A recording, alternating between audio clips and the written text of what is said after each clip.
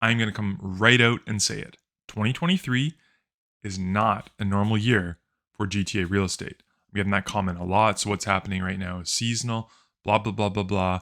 I'm going to nip that in the bud today in this video and show you some numbers as to why it is different. What's going on, everybody? It's me, Rob Marsiglio, back here again. Second video this week, as promised.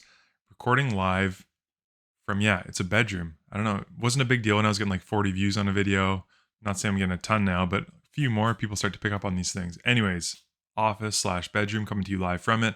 Once again, I'm a sales representative with Keller Williams Referred Urban Realty out here in Durham region and doing my best to bring you weekly content to keep you up to date on what is going on in GTA real estate. And like I said, this week we're going to talk about why what we're going through right now is not normal. And I'm just going to hop right into this first chart that brought up all these comments. All right, so here it is. You guys see this every week on my Twitter page. Have I mentioned Twitter before? I'm on there. You better go check me out. But anyways, this is the entire time frame that I personally have been tracking weekly months of inventory across these 5 market segments that we look at. And as you can see, this year, from really the beginning of May up until now, we've seen quite a steep rise in months of inventory across all these markets. Last year at this time, I guess it's just kind of works out that I started tracking it about a year ago. But you can see that, yes, months of inventory was also rising at this time. And that's led to comments like this on my Twitter page. So basically what is happening right now is entirely seasonal. Exact same thing happened last year. So the market is basically doing exactly what it does every year. And I'm here to tell you that no, this is not what happens every single year. I'm going to show you some key differences. And there's no better way for me to do that with some tweets that I've made already. So a comment that I've been hearing is that, inventory builds up through the summer months. And I just want to make very clear, this is the first tweet we're going to look at over here, that active inventory does not build up in the summer. Active inventory historically drops during the summer. It's months of inventory that grows, and that's because of a kind of slowdown in sales. So I'm just going to walk through this for people who don't know the months of inventory calculation. It is active listings at a point in time in a specific segment. So let's say, for example, we're trying to look for the detached months of inventory in York region. We would do a search, how many active detached listings are there in York region right now? And then we would look at how many sales have been reported in the past 30 days for that same criteria. And the number that we get is our months of inventory. The reason we divide by the 30 days is because that's roughly a month, 28 to 31 days, depending on the month you're talking.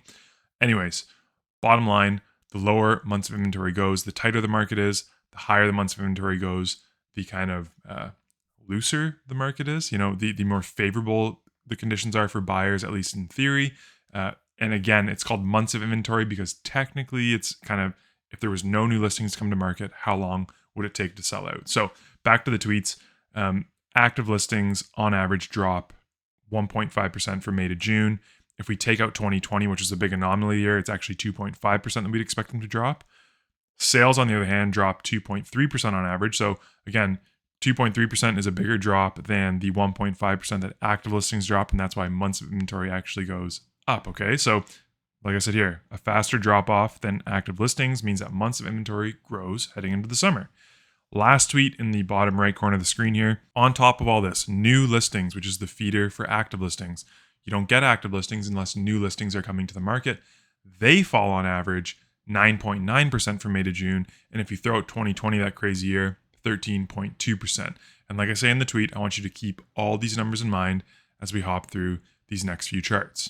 And I may have shared something similar here in a previous video, but I'm going to hop through this graph for all 5 market segments we look at. Not market segments. We're not going to look at Toronto condos, but we're going to look at the detached homes in Toronto, Durham, York, Peel, and Halton region. Just to see, again, here's the trend from May to June. What happens with listings, change in new listings percentage. You can see this faint line is the average as to kind of what you'd expect. You'd expect them to drop off more than this faint line, which is the average for how much sales drop off from May to June. And you can see that in 2023, I did this through 26 days of the month. So I reported this on June 26th.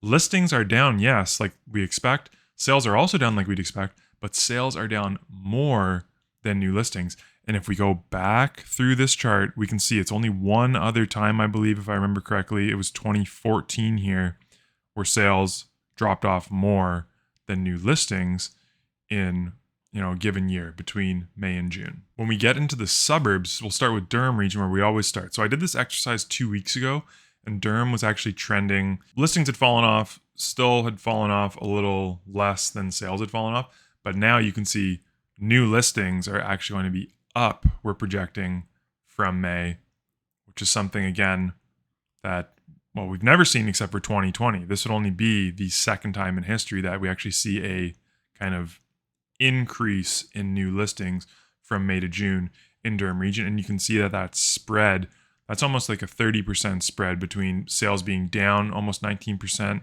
and new listings being up just over 11%. It's a similar story in York region. York region, they actually hit the brakes even harder in the sales department, 22.4% down, but we are still in kind of new listing building territory. Again, similar to Durham region. The only other time was 2020, where we saw kind of more new listings hit the market in June than we saw in May. Again, if we remember 2020, started the pandemic. June was like roughly, call it 2-3 months in. And you were starting to see people realize, oh my gosh, the world in terms of the real estate market, I guess, didn't end. People are still transacting. Let's put our house on the market and see what happens. So anyways, that's what happened in 2020. Again, the only other time in history where we saw new listings increase from May to June. PL region's a carbon copy.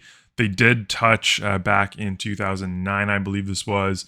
They went, positive. So it would be the third time in PL region. But again, 19% down in sales, new listings building up at 7.5% more through the first 26 days from May to June. And Halton region, which Halton's a weird one. Halton's not weird. Halton's beautiful. I love people from Halton region. I don't spend much time out in Halton region. I haven't done business out in Halton region. I can't really explain what is going on with this chart because this trend of, sales kind of underperforming listings from May to June. I don't really understand the market dynamics very well. If somebody does, please in the comments below, let me know why this happens. But, even last year, sales fell off more relatively than listings from May to June. And it's happened a few times, 2017, 2016. Like you can just go back and it's not quite as weird of a thing. Again, it's pretty rare for new listings to be higher in June than they were in May. You can see it happened in 2016 and in 2020 as well. But again, a couple weird things that we're seeing from all of these markets. New listings, you're not supposed to increase heading into the summer. It's supposed to be falling off. So why are they increasing this year? Is it a sign of increased stress?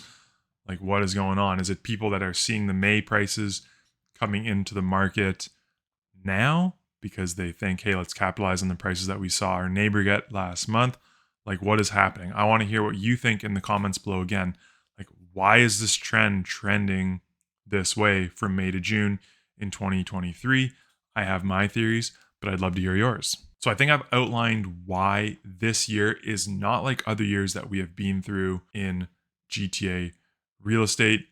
It's definitely a bit of an anomaly year. I don't think you can just compare this year, especially to last year, and say, okay, so it's just seasonal because the same thing happened last year.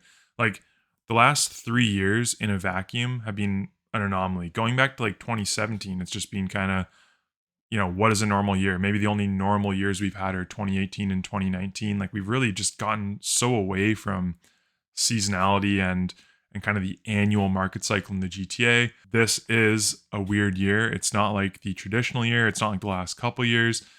We are going to see, I think, a significant uptick in months of inventory over the next little while based on these kind of early indicators of what is happening with sales and new listings right now. One thing I want to wrap this up with is kind of completely off of what we were just talking about. It just has to do with months of inventory based on price points across the GTA.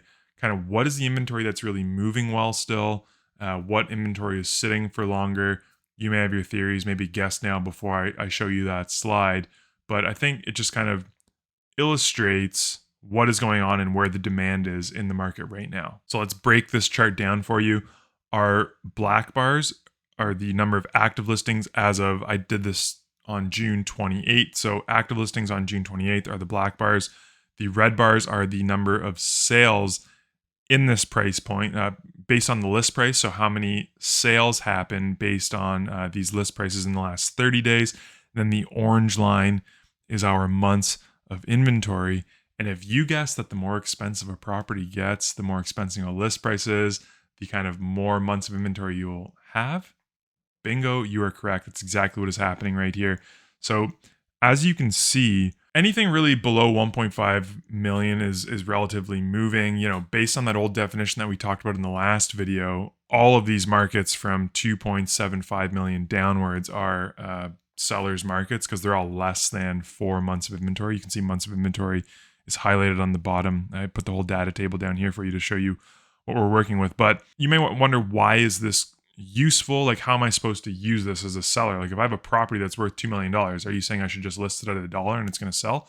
No, I'm not saying that. I'm just saying, assuming that most of these list prices are at true market value, you can kind of see the product that buyers are attracted to right now, and it's the cheap ones.